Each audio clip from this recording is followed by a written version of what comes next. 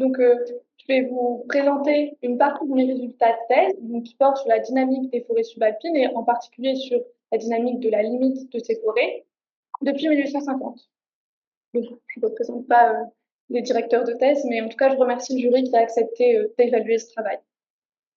Donc, je vais commencer par un plan d'abord de la présentation. Donc, d'abord une introduction très générale et je reviendrai ensuite un peu plus sur le contexte de chacune des trois parties. Donc, la première va porter sur la dynamique de la limite des forêts. Donc, ce sera une analyse plutôt cartographique qui va nous permettre d'avoir les variations spatiales et temporelles de la dynamique dans deux massifs, les Alpes du Nord françaises et les Pyrénées françaises.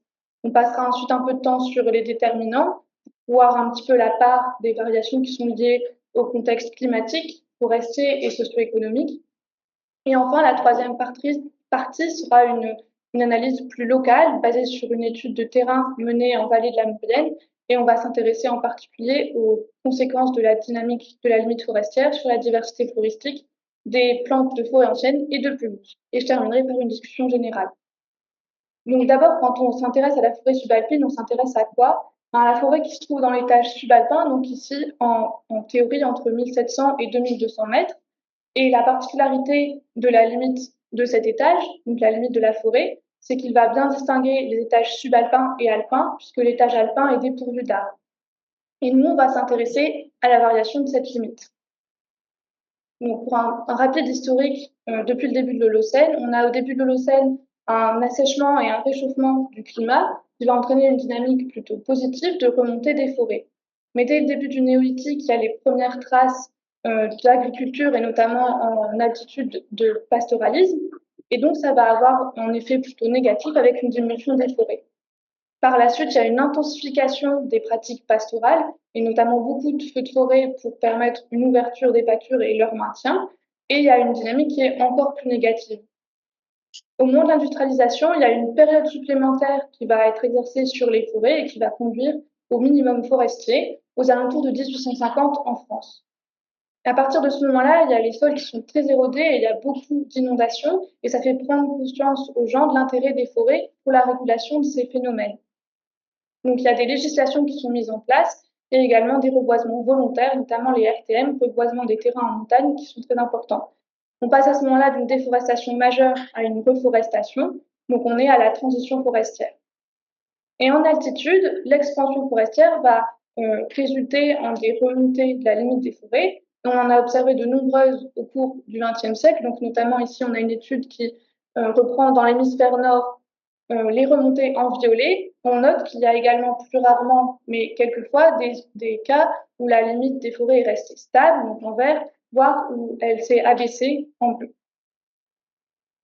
Il y a trois grands facteurs qui vont nous intéresser ici en tant que déterminants de cette dynamique. D'abord, des facteurs climatiques et topographiques. Donc, on est évidemment dans le contexte du réchauffement climatique qui va être important. On a également les activités humaines qui vont avoir un impact, puisque à partir de 1850, il y a un exode rural euh, en montagne, notamment très important, qui va être accompagné par un abandon pastoral. Et donc, le réchauffement climatique et l'abandon pastoral démarrent dès 1850, mais il y a une accélération dans la deuxième moitié du XXe siècle qui va être importante pour notre étude. Enfin, le contexte paysager et forestier va également avoir une influence, avec notamment un effet potentiel de la surface forestière qu'on peut avoir en dessous de la limite et qui va permettre une recolonisation plus en altitude, mais également des variations liées au type d'essence qu'on peut trouver à la limite. Enfin, la dynamique des limites forestières va avoir des conséquences sur la biodiversité et les écosystèmes, puisque lorsque la forêt s'installe en altitude, il va y avoir une modification des conditions, avec notamment une diminution de la lumière qui est très importante pour les plantes de pelouse, également des sols plus froids en été et plus chauds en hiver, par exemple, et une altération de la disponibilité en eau et en nutriments. Et donc ça va favoriser les espèces les plus adaptées à ces conditions nouvelles, donc les espèces plutôt forestières, au détriment des espèces qui étaient présentes avant, donc notamment les espèces de milieu ouvert, comme par exemple ici la gentiane facole.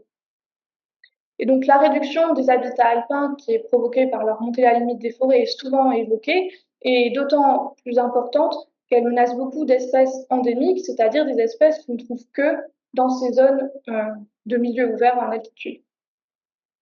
Mais ça, c'est à prendre en compte avec les autres fonctions des écosystèmes alpins et subalpins, notamment le rôle de protection des forêts face aux avalanches et aux chutes de blocs, également l'augmentation de la biomasse par l'arrivée des arbres qui peut avoir un rôle dans la séquestration du carbone, mais également le côté récréatif que peuvent avoir les pelouses, surtout en altitude, et des productions de bois pour les forêts et d'élevage pour les milieux ouverts.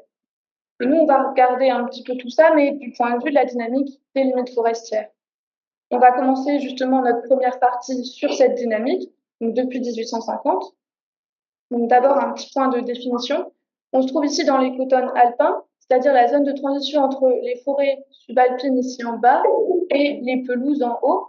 Et au cœur de cet écotone, on peut trouver plusieurs limites, notamment la première qu'on peut rencontrer en partant du bas, c'est la limite de la forêt fermée, donc l'air est supérieur à 40%. Au-delà, on peut trouver la limite de la forêt ouverte, donc couvert est compris entre 10 et 40%.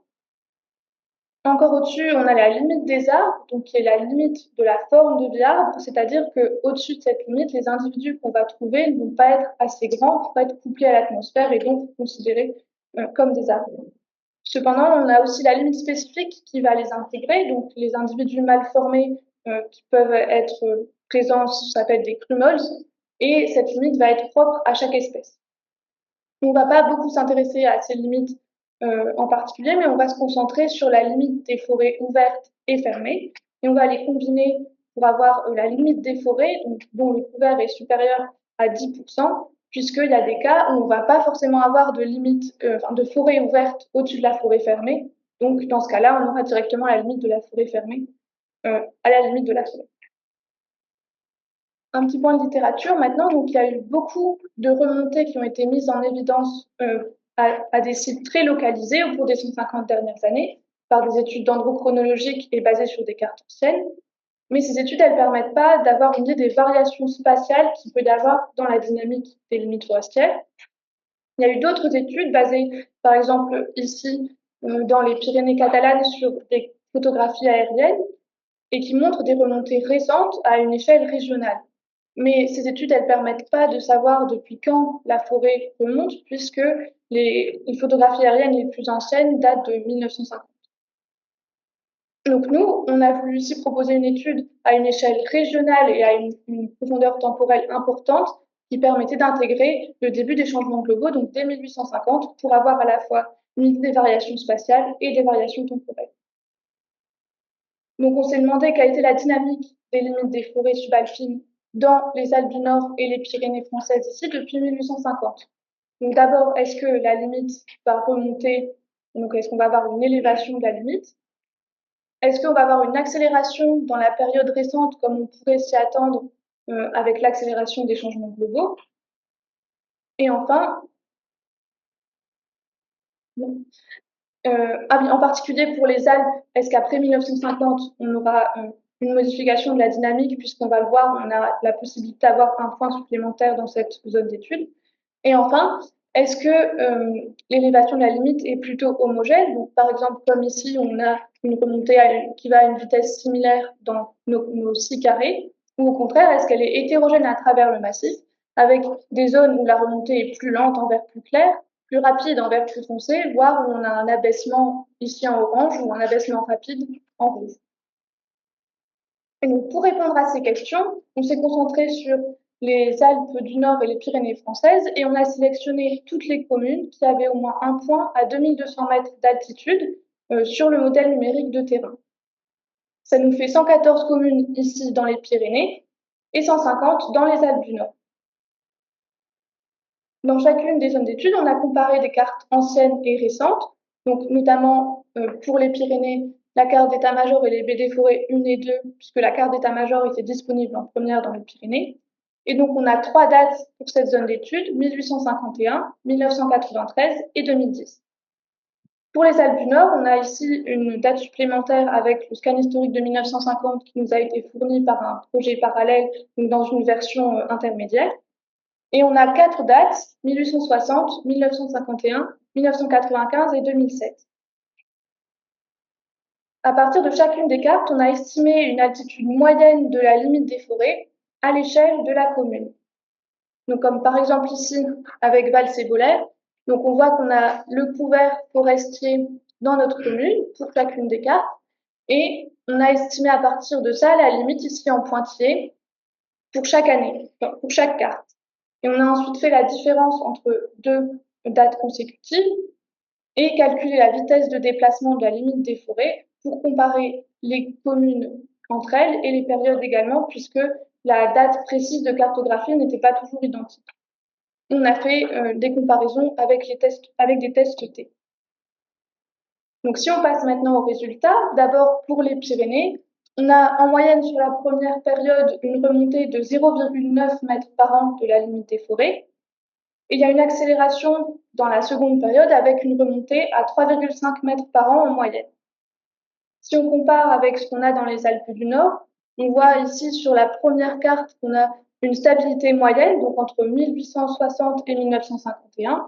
Puis ensuite, on a une remontée rapide de 3,8 mètres par an entre 1851 et entre 1951 et 1995, pardon, ce qui correspond à peu près à ce qu'on a ici pour la période récente dans les Pyrénées. Et enfin, sur la dernière période, on a à nouveau une stabilité moyenne entre 1995 et 2007. Mais donc, on voit bien dans ces cartes qu'il y a une hétérogénéité forte et on s'y est intéressé un peu plus en séparant ici nos départements pour les Alpes du Nord et en considérant la partie ouest et est des Pyrénées. Et donc, ce qu'on peut voir ici, c'est que dans un premier temps, pour les Pyrénées, on a une remontée plus rapide à l'est de la chaîne qu'à l'ouest, où en fait, elle n'est même pas significative sur notre première période. Et ensuite, ça s'inverse. On a une remontée beaucoup plus rapide à l'ouest qu'à l'est.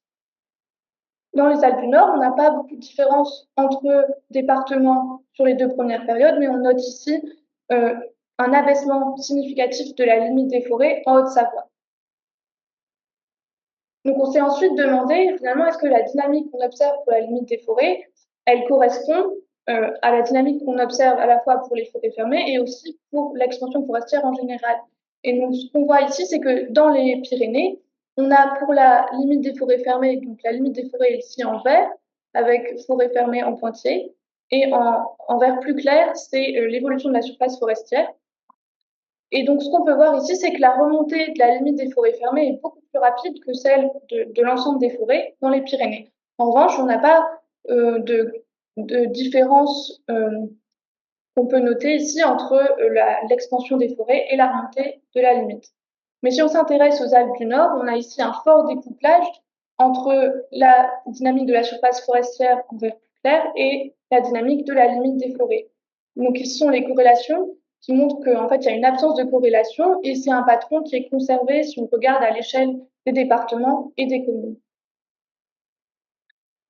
Donc, pour récapituler un petit peu ce qu'on a vu dans cette partie, on a d'abord une remontée en moyenne de 170 mètres depuis 1850 dans nos deux massifs. Dans les Alpes du Nord, la remontée a commencé après 1950. Et dans les Pyrénées, finalement, on ne sait pas si la remontée a commencé dès 1850 ou si elle a également commencé plus tardivement.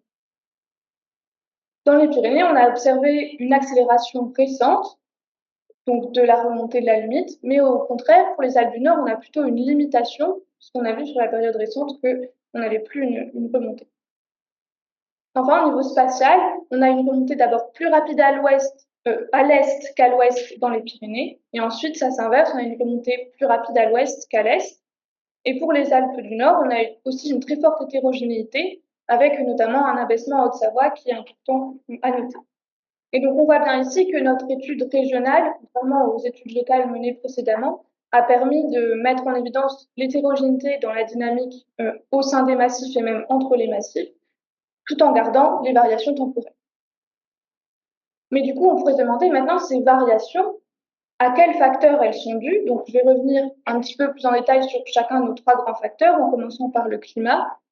Donc, si on reprend ici notre limite des arbres, mais de façon théorique, elle correspond à un isotherme de 6,4 degrés pendant la période de croissance, donc qui doit être de moins 94 jours. Et donc, puisque c'est un isotherme, on va s'attendre à ce que cet isotherme remonte avec le réchauffement. Or, on est dans le contexte du changement climatique, donc on voit ici depuis 1850 qu'on a un réchauffement important des températures, et notamment depuis 1980, donc ici en bleu, on voit que chaque décennie est plus chaude que la précédente. Et on arrive au total à un réchauffement de 1,5 degré depuis 1850. Et donc, on s'attend à ce que l'isotherme remonte et donc que sans autre contrainte, la limite des forêts suive cet isotherme et remonte également. Et c'est d'autant important que le réchauffement est hétérogène et est très fort dans les montagnes, notamment ici pour les Pyrénées, on a un réchauffement de 1 degré entre 1958 et 2008 qui a été observé, et un réchauffement pour les Alpes de 1,5 degré entre 1975 et 2004. Si on s'intéresse maintenant au contexte forestier, donc on a ici 4 espèces qui sont présentes dans les taches subalpins en France, le pin cendreau, le mélèze, le pin accroché et l'épicéa. Et la répartition de ces espèces va dépendre d'abord des conditions climatiques et édaphiques. Donc si on prend ici un exemple dans les Pyrénées centrales en Ariège, on voit qu'il y a une zone, donc ici, où le pin accroché n'est pas présent, et c'est parce que le pin accroché préfère un environnement plus sec, et on a ici en Ariège une zone plus humide où il ne se développe pas. Et on voit donc apparaître des espèces comme le hêtre et le sapin, qui sont en fait des espèces de l'étage montagnard. Donc c'est important ici de noter qu'on va avoir des limites des fois à assez basse altitude, donc en bas de l'étage subalpin, voire en haut de l'étage montagnard. Mais la répartition de ces espèces va aussi dépendre de l'histoire de leur utilisation. Notamment, le hêtre a pu être favorisé au détriment du sapin, donc toujours dans cette même zone, pour la production de charbon. Si on prend maintenant un exemple du côté des Alpes, on a ici le mélèze, qui a été favorisé par les pratiques pastorales au cours du XXe siècle et qui est maintenant très répandu dans toutes les Alpes. Mais ces espèces vont avoir différents traits d'histoire de vie et donc des capacités de colonisation différentes. Et on s'attend notamment à avoir une remontée de la limite plus rapide dans le cas où on va trouver des espèces pionnières à la limite de la faune. Si on passe maintenant au contexte socio-économique, donc depuis 1850, il y a une déprise agricole. Donc ici, c'est pour la France entière. On voit que la population rurale a diminué et est devenue même moins nombreuse que la population urbaine à partir de 1930 environ. Et on retrouve ce patron également dans nos zones d'études avec quelques variations temporelles suivant les conditions locales. Et cette déprise agricole va être accompagnée d'un abandon pastoral. Donc les premières phases d'abandon ont été observées dès le 19e siècle dans les Alpes du Sud. Et ça s'est ensuite étendu au 20e siècle à l'Espagne et au Portugal notamment, et également aux Alpes du Nord, où les conditions de communication et de transport étaient vraiment mauvaises, donc ça a pris un peu plus de temps. Pour les Pyrénées, il y a eu un début d'abandon à l'est dès le 19e siècle, et ça s'est ensuite propagé progressivement à l'ouest au 20e siècle, et il y a même à l'extrême ouest de nombreuses pâtures qui ont été maintenues jusqu'au début du 21e siècle. Mais il y a quand même, malgré cette tendance générale, des maintiens locaux du pâturage, et c'est encore retrouvé aujourd'hui puisqu'on a des zones où il y a encore beaucoup de pâturage, notamment dans les Alpes, et donc on voit ici qu'il y a également une hétérogénéité dans les zones pâturées. On a par exemple ici une grande proportion de pâture dans les communes des Hautes-Alpes par rapport aux communes plus au nord. Et donc nous, on s'attend à ce que moins de surface pastorale dans la commune aille avec une remontée plus rapide, puisqu'il y aurait moins de pression sur les forêts. Il y a également des différences de cheptel, donc de type d'animaux. On voit par exemple dans les Pyrénées un mélange entre bovins et ovins, et dans les Alpes du Nord, on a des bovins surtout en Savoie et Haute-Savoie, et des ovins en Isère et dans les Alpes du Sud. Et il va y avoir des différentes affinités donc, de ces différents types d'animaux selon les essences. Et on a par exemple les bovins qui vont avoir tendance à consommer moins de feuillage de conifères, mais qui vont avoir un impact plus important, notamment dû au piétinement, sur les jeunes plants. Enfin, au XXe siècle, il y a eu un développement important du tourisme, et notamment ici, on voit le tourisme hivernal avec le développement des pistes de ski. Et on a eu beaucoup dans les Alpes, donc on va se concentrer sur les Alpes pour cette partie. Et on sait qu'en fait, l'ouverture des pistes de ski a nécessité le déboisement. Et donc nous, on s'attend à ce que là où il y ait moins de tourisme, donc une pression touristique moins forte, on ait des remontées plus rapides de la limite des prix. Donc notre objectif ici, ça va être de voir un petit peu quelle est la part de chacun de ces grands types de facteurs dans l'explication des variations de la limite, de la dynamique de la limite des forêts. Et donc, pour la partie temporelle, on va se demander finalement est-ce que la dynamique de la limite des forêts va suivre celle du réchauffement ou plutôt celle de l'exode rural. Et au niveau spatial, on va se demander est-ce que les variations qu'on a observées donc dans la première partie sont plutôt dues aux variations du contexte forestier ou pastoral local.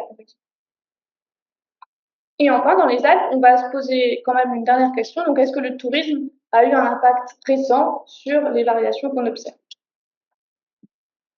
Je vais commencer ici par les comparaisons temporelles, donc à l'échelle de l'ensemble des massifs. On a regardé d'une part les activités humaines avec les évolutions de la densité de bétail et du nombre d'habitants, et également l'évolution de la surface forestière, mais donc ça, j'en ai déjà parlé un petit peu auparavant, et je vais ici plutôt me concentrer sur la température, puisqu'on a notamment récupéré une longue série homogénéisée dans les Pyrénées, donc la série du pic du Midi qui se situe à 2877 mètres d'altitude et donc qui est bien située dans la zone qui nous intéresse, et qui couvre la période de 1881 à 2019. Et dans les Alpes du Nord, on a également utilisé des données, mais directement de vitesse de réchauffement qu'on a pu trouver dans la littérature. Et à partir de là, on a calculé la remontée théorique de l'isotherme que je vous ai présenté précédemment, selon le gradient adiabatique. Donc, dans un premier temps, si on vient ici sur cette figure qui reprend notre dynamique de la limite des forêts dans les Pyrénées, qui est toujours en vert foncé, on peut la comparer avec le réchauffement au pic du Midi, donc avec la moyenne annuelle brute ici en plus clair, et puis en bleu moyen, la moyenne sur 30 ans. Et les points bleus ici sont nos dates gardées pour faire les différences de température. Donc ce qu'on peut voir, c'est que globalement, l'accélération qu'on a observée ici, elle suit assez bien celle du réchauffement. Et si on prend maintenant notre gradient on sait que quand on monte de 100 mètres en altitude, on perd 0,55 degrés. Donc du coup, si on a un réchauffement, on va pouvoir traquer grâce à ça la remontée de notre isotherme. Et donc ici, on a considéré nos deux périodes d'études et on a calculé un réchauffement de 0,62 degrés pour les deux périodes, ce qui correspond à une élévation de la limite potentielle pour notre première période de 0,8 mètres par an, ce qui est finalement assez proche de ce que nous, on a trouvé comme estimation, donc ici de 0,9 mètres par an. En revanche, si on prend la seconde période, on a une élévation de la limite potentielle de 6,7 mètres par an, ce qui est environ 2 fois ce que nous, on a observé comme remontée, donc à 3,5 mètres par an. Donc on peut dire ici qu'on a bien une tendance temporelle qui suit celle du réchauffement, mais avec un délai. On va passer maintenant aux analyses des variations spatiales. Et donc on a ici testé beaucoup de variables, donc je vais en citer quelques-unes, par exemple ici le bilan hydrique estival et puis l'altitude moyenne pour les facteurs climatiques et topographiques. Pour le contexte paysager et forestier, on a pris notamment l'altitude de la limite au début de la période et le type d'essence que vous pouvez rencontrer. Et enfin, pour les activités humaines, dans les Pyrénées, on a pu avoir l'évolution de la densité de bétail basée sur des enquêtes pastorales anciennes et récentes. Et pour les Alpes, on n'avait pas tout à fait les mêmes données, mais on a utilisé la densité de population. Pour avoir une variable de pression touristique, on a utilisé la densité de remontée mécanique dans la commune. Et enfin, au niveau du pastoralisme, on avait d'abord la région agricole, qu'on a eu pour toutes les périodes, mais par contre, on a pu ajouter dans la période récente la proportion de pâture dans la commune et le type d'élevage dominant, donc le type d'animaux dominants. Et à partir de toutes ces variables, donc là, c'est pas exhaustif, il y en avait pas mal d'autres, mais on a pu explorer différents sets de variables et étudier les corrélations afin de trouver les modèles les plus parcimonieux. Et on a ensuite calculé la contribution de chacune des variables à expliquer donc l'ensemble des variations que pouvait expliquer notre modèle. Donc, dans un premier temps, on va s'intéresser aux Pyrénées et à la première période, entre 1851 et 1993. Notre modèle explique ici 68% des variations qu'on observe sur la carte. Et le facteur le plus important, c'est l'altitude de la limite au début de la période. Donc, ce qu'on voit ici, c'est que au début, on a ici l'altitude de la limite donc en 1851. Et ici, le déplacement, donc la vitesse de déplacement, et on voit que quand l'altitude était au départ basse, la limite a eu tendance à remonter beaucoup plus rapidement que lorsqu'elle était déjà haute. Et nous, on dit que ça peut être dû à la pression de pâturage passé. Donc une pression passée forte aura eu tendance à abaisser la limite de la forêt. Au contraire, une pression assez faible aura permis à la limite de rester assez proche finalement de la limite théorique. Et donc lorsqu'on retire la pression de pâturage, on va avoir une remontée beaucoup plus rapide lorsque la limite était plus basse et donc dans des conditions plus favorables, au contraire d'une limite qui était restée déjà plus haute. Le deuxième facteur important ici est le type d'essence dominant à la limite. Et ce qu'on peut voir sur la carte ici, c'est qu'à l'est, on a beaucoup de pins accrochés. Et le pin accroché, c'est une espèce de début de succession qui va pouvoir coloniser à de grandes distances, notamment avec ses graines ailées. Et donc, ça va permettre une remontée plus rapide de la limite des forêts que les autres limites à l'ouest, composées plutôt de hêtres ou de sapins, qui sont des espèces de fin de succession et donc qui ont des capacités de colonisation plus restreintes. Si on s'intéresse maintenant à la période la plus récente, donc entre 1995 et 2007 dans les Alpes du Nord, donc on a ici expliqué 22% des variations avec notre modèle, et on a à peu près la moitié qui vient de différences entre régions agricoles. On a également ici la proportion de surface pastorale dans la commune en 2011, toujours avec ici le déplacement de la limite des forêts. Et on voit qu'en fait, dès qu'on passe le seuil de 20% de pâture dans la commune, on a tendance à avoir un abaissement de la limite des forêts, donc avec ici des vitesses négatives. Et enfin, le dernier facteur, donc toujours socio-économique ici, c'est la densité de remontée mécanique en 2007.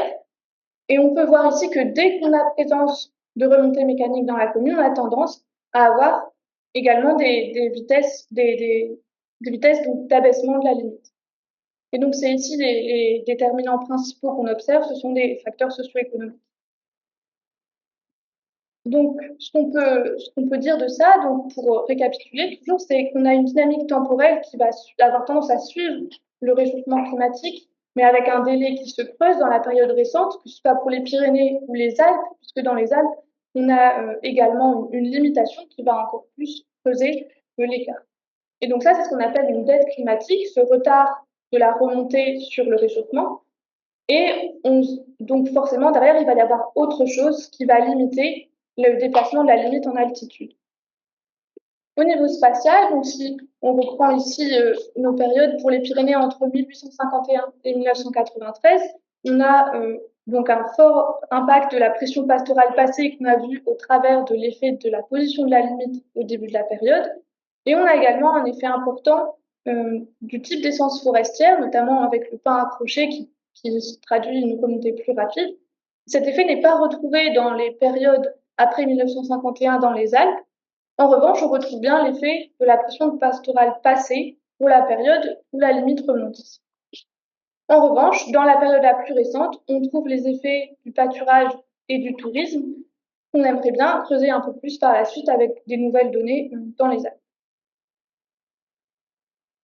Enfin, on va passer maintenant à la troisième partie, donc les conséquences de la remontée forestière sur la diversité de plantes vasculaires avec le cas particulier de la vallée de la Maurienne. Et donc, on se situe ici dans notre écotone, plus ou moins, donc avec les forêts anciennes d'un côté et les pelouses de l'autre. Et dans les forêts anciennes, elles vont avoir tendance à abriter beaucoup d'espèces protégées, intéressantes à conserver. Et en plus, leur restauration est souvent limitée. On n'arrive pas forcément à retrouver l'état d'ancienneté dans les nouvelles forêts. Et donc, elles vont avoir une valeur conservatoire élevée. De l'autre côté, on a les pelouses, où il y a beaucoup d'espèces endémiques et des espèces qui vont également être très adaptées aux conditions particulières de ces pelouses, donc notamment des grandes variations d'humidité et notamment aussi des sécheresses estivales importantes. Et quand la forêt va remonter, on va avoir une installation des forêts sur les anciennes pelouses et il va y avoir le cortège donc, de plantes de sous-bois qui va suivre la forêt, mais elles peuvent s'installer avec un délai et c'est ce qu'on va appeler un crédit de colonisation. Au contraire, on va avoir une disparition des plantes de pelouse qui sont plus adaptées aux conditions, mais elles peuvent persister un temps et on est dans ce cas-là dans une dette d'extinction.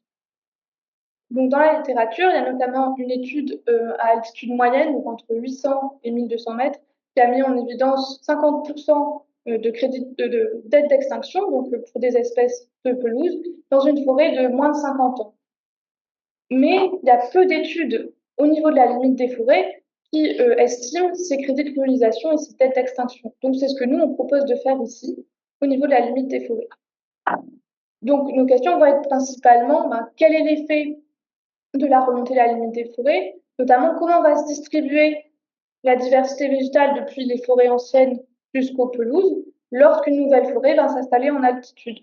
Et d'une part, comment les espèces de forêts anciennes, donc ici, vont coloniser la nouvelle forêt. Donc, est-ce que ça va être assez rapide ou est-ce que ça va être plus progressif? Et également, est-ce que de l'autre côté, les espèces de pelouse vont disparaître rapidement, brutalement, ou est-ce que ça va être plus progressif? Et donc, pour répondre à cette question, on a mis en place un design de substitution du temps par l'espace. Donc, c'est-à-dire qu'on va considérer à chaque fois ici que le milieu qu'on a adjacent au milieu échantillonné est l'état avant l'arrivée de la forêt, ou l'état de la forêt plus récente, avant qu'elle ne vieillisse. Et donc, on distingue, nous, les milieux ouverts qui étaient déjà présents sur la carte historique, donc toujours la carte d'état-major, des forêts anciennes, donc ici établies depuis au moins 150 ans et qui sont présentes sur la carte historique et qui sont toujours présentes aujourd'hui. Entre deux, on va avoir les forêts établies entre 70 et 150 ans, qui sont présentes sur les photos aériennes de 1950, mais qui n'étaient pas présentes sur la carte historique. Et enfin, les forêts de moins de 70 ans, donc les plus récentes, qui sont présentes sur les photos aériennes actuelles, mais qui n'étaient pas présentes ni sur les photos aériennes de 1950, ni sur la carte historique. Et donc, à chaque transition entre ces deux habitats, on a installé des triplés avec à chaque fois une placette vraiment à l'interface des deux, d'après les cartes, et une placette de part et d'autre. Et les placettes sont espacées d'entre 20 et 100 mètres selon les conditions. Et les placettes, donc les triplés, vont être arrangés et disposés le long de la vallée de la Maurienne, mais ils ne sont pas forcément toujours sur le même transect, mais toujours dans des conditions les plus similaires possibles. Et donc la vallée de la Maurienne, c'est ici, le carré violet, donc en Savoie. Et on a effectué une campagne de terrain l'été 2023. On avait une placette qui était donc de 25 mètres sur 2 mètres et qui suivait la courbe de niveau. En fait. On y a fait des relevés botaniques, notamment des plantes vasculaires. On a également relevé les conditions stationnelles, donc notamment l'altitude, la pente et le couvert forestier. Et on a prélevé des échantillons de sol pour faire des analyses physico-chimiques par la suite. Aujourd'hui, nous, on va se concentrer sur les relevés botaniques et ils nous ont permis, en fait, de classer nos espèces selon deux habitats principaux, leur habitat préférentiel, et ça basé sur leur distribution, la distribution des fréquences dans nos différents milieux. Donc, on avait d'un côté les espèces qui étaient présentes en pelouse, mais absentes des forêts anciennes, on les a considérées comme préférentiellement de pelouse. Ici quelques exemples. Et les espèces présentes en forêt ancienne et l'absence des pelouses, c'est nos espèces de forêt ancienne. On a comparé ensuite les richesses spécifiques de chacun des types d'espèces avec une analyse de variance, donc une ANOVA. On a également calculé la dette d'extinction, qu'on définit ici comme le nombre d'espèces de pelouses qu'on trouve dans notre forêt, par exemple, ramené au nombre d'espèces de pelouses qu'on a en pelouse. Et on a fait la même chose pour le crédit de colonisation, c'est-à-dire qu'on a le nombre d'espèces de forêts anciennes qu'on a dans la forêt considérée, ramené au nombre d'espèces de forêts anciennes qu'on a dans les forêts anciennes. Donc, si on passe maintenant au résultat, on va commencer par la courbe rose ici. Et donc, on voit qu'il y a une diminution très rapide des espèces de pelouse, et donc dès les landes ici. Mais si on va dans la forêt la plus récente, on a une dette d'extinction de 27%. Ça veut dire que 27% des espèces de pelouse sont toujours présentes dans ces forêts. Si on va un peu plus loin, ici, jusque la forêt de plus de 70 ans, on a 8% de dette d'extinction, donc ça veut dire qu'il reste que 8% des espèces de pelouse. Si on s'intéresse maintenant à la courbe verte, donc les espèces de forêt anciennes, on voit que déjà dans la forêt de plus de 70 ans, on a un crédit de colonisation de 30%. Ça veut dire qu'il y a 30% des espèces qui ne sont pas encore arrivées.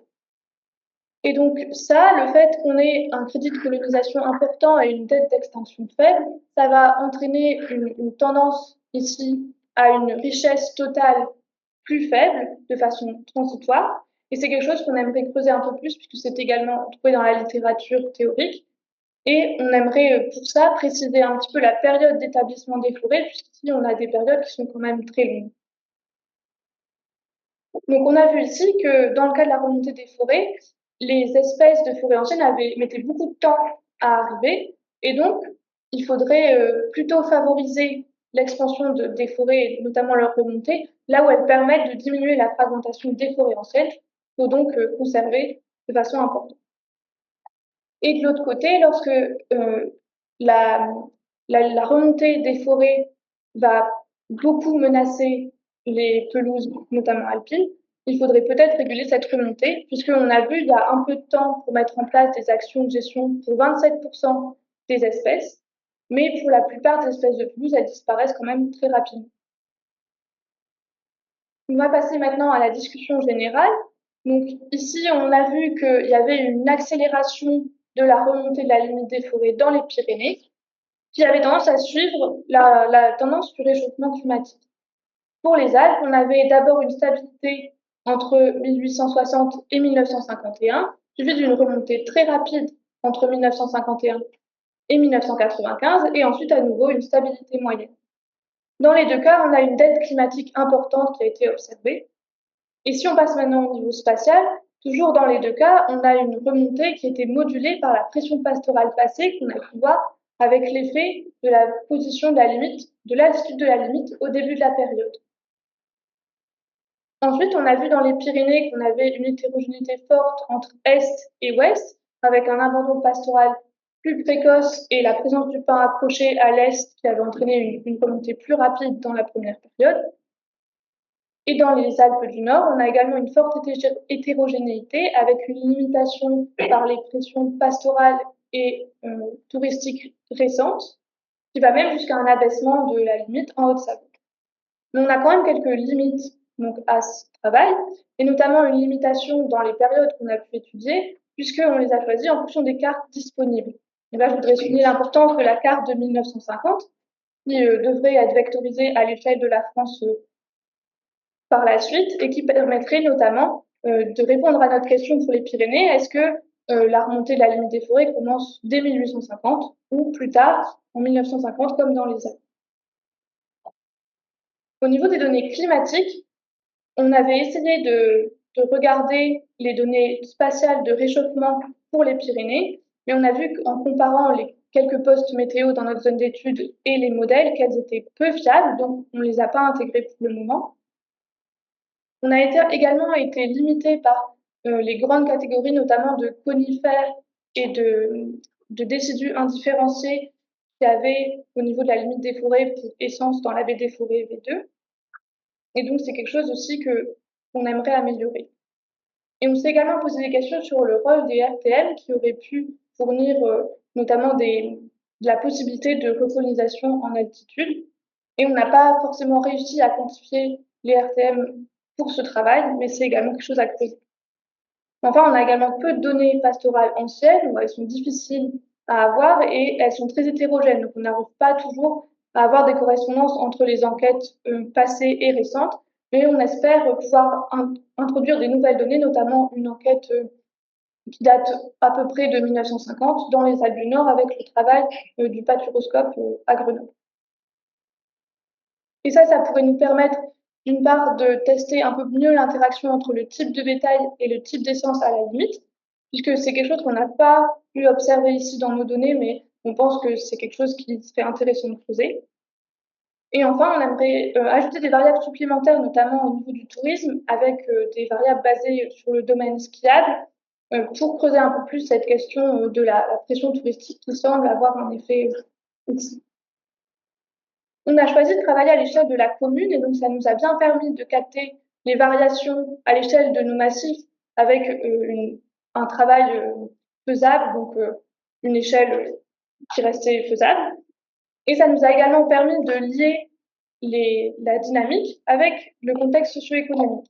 Mais il y a quand même eu quelques limites, c'est qu'il y a certains facteurs pour lesquels on aurait, on aurait pu approfondir les effets à une échelle plus fine, notamment ici la topographie, le couvert neigeux, la couverture de neige, et le type d'essence et le type de bétail également, donc qui à une échelle plus fine aurait plus d'intérêt. Et également, on a été parfois limité avec les changements de géographie, donc les délimitations des communes qui ont beaucoup varié au cours du temps et qui nous a parfois un peu gênés. Et également, parfois, l'échelle de la commune était encore un peu trop petite et à cause du secret statistique, on n'avait pas forcément les données dans les communes les plus petites. Et on a dû passer des fois à des échelles un peu plus larges, comme par exemple l'arrondissement dans les Pyrénées. Enfin, pour la partie qui concerne plus la diversité de plantes vasculaires, on a vu que localement, on avait une dette d'extinction qui était payée plus rapidement que le crédit de colonisation. Et on pense que ce serait vrai dans les autres massifs, même si ça reste une étude locale, mais avec quelques différences selon les conditions abiotiques et biotiques locales. Mais il y a également un impact direct des facteurs qui déterminent la dynamique de la limite des forêts sur la diversité de plantes et notamment on peut citer les effets de l'entretien des pistes de ski et du pâturage. Et il y a également beaucoup de plantes, que ce soit des plantes de forêt ou de pelouse, qui présentent également une dette climatique.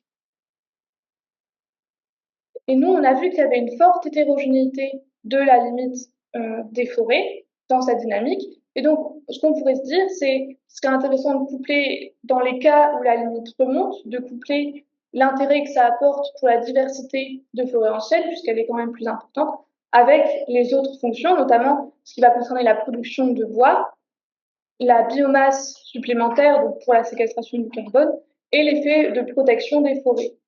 Au contraire, dans les cas où la limite redescend, on en a observé notamment dans les Alpes, ça pourrait permettre d'avoir une opportunité pour la diversité des plantes de pelouse, mais là, il faudrait creuser un peu plus en étudiant la vitesse de recolonisation et la possibilité de recolonisation de ces espèces après la déforestation. Ça peut être couplé avec le tourisme, puisque souvent les milieux ouverts sont mieux perçus, notamment par les touristes, et donc ça peut être quelque chose d'important au niveau de l'économie. Et enfin, ça pourrait aussi être une opportunité pour les productions liées à l'élevage. Mais il faudrait aussi s'intéresser à d'autres groupes d'organismes et à d'autres fonctions, parce que donc, ici, c'est toujours pas exhaustif, et ce serait intéressant d'aller plus loin. Donc, enfin, quelques perspectives plus générales. Donc, il y a une thèse parallèle à la mienne qui a produit des données de verdissement à une échelle similaire. Et donc, on aimerait voir les liens entre le verdissement, donc la dynamique de verdissement et la dynamique de la limite supérieure à une échelle régionale. Si maintenant on s'intéresse un peu à la question de changer d'échelle, donc on a cité précédemment l'idée de travailler à une échelle plus fine pour avoir une meilleure idée des effets de certains déterminants sur la dynamique. Et on aimerait également agrandir, si on peut dire, la zone d'étude aux Alpes du Sud, puisque la carte d'état-major est maintenant disponible aussi dans les Alpes du Sud. Et on pourrait, par exemple, s'en servir pour euh, regarder un peu mieux l'effet du type d'essence et du type de bétail, puisque on sait qu'il y a une différence avec plus d'ovins dans les Alpes du Sud par rapport aux Alpes du Nord. Enfin, dans l'idée d'aller à une échelle encore plus large, on a un projet qui a démarré en collaboration donc, avec des collègues européens. C'est le projet GeoLuca qui s'intéresse aux Alpes entières et à l'évolution de la surface forestière ainsi qu'à ses déterminants. Donc ce serait aussi un bon départ pour comparer l'évolution de la dynamique de la limite et l'évolution des surfaces forestières. Et ce projet devrait aussi s'intéresser aux conséquences de l'évolution de la surface forestière par la suite. Enfin, une autre question qu'on n'a pas eu le temps de traiter dans cette thèse, c'est quel est finalement l'apport de la remontée de la limite des forêts pour la séquestration du carbone, notamment en termes de biomasse. Et donc, c'est quelque chose qu'on aimerait également creuser un peu plus. Donc voilà, je voudrais remercier d'abord tous les collègues qui m'ont aidé dans les analyses, pour les discussions et surtout pour le terrain, que ce soit les collègues de Silva ou du LECEL, également les stagiaires qui nous ont un petit peu aidés dans ce projet, et les collègues du SLF, là où j'ai eu l'occasion d'aller passer quelques mois euh, en mobilité, et avec qui on a également un projet de collaboration, et enfin les membres de mon jury, de mon comité de thèse, et tous vous tous présents aujourd'hui. Merci beaucoup.